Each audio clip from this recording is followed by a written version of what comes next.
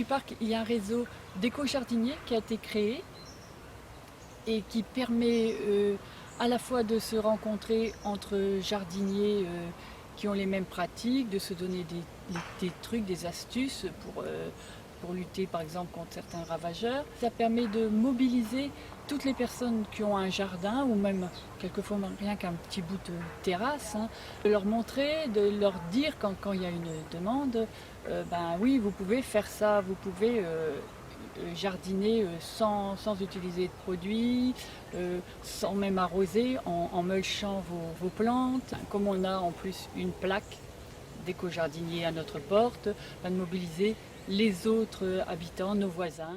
Le principe du jardin naturel, c'est de garder au maximum cette vie qu'il y a dans la terre. Donc ne pas passer de motoculteur, déjà ne pas utiliser de produits chimiques, ça c'est une évidence, pas de produits de traitement.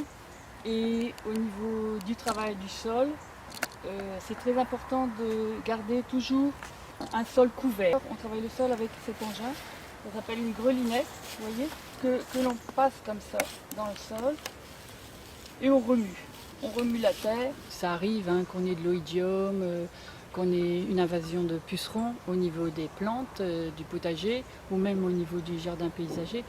On utilise des décoctions ou des purins de plantes qu'on trouve ici, donc des orties, de la consoude. La consoude apporte de la potasse, l'ortie apporte de l'azote, donc ça renforce les défenses de la plante. Ça permet de ne pas utiliser des produits phytosanitaires qui sont nocifs et qui contiennent des produits actifs qui ne sont pas bons pour le sol, etc.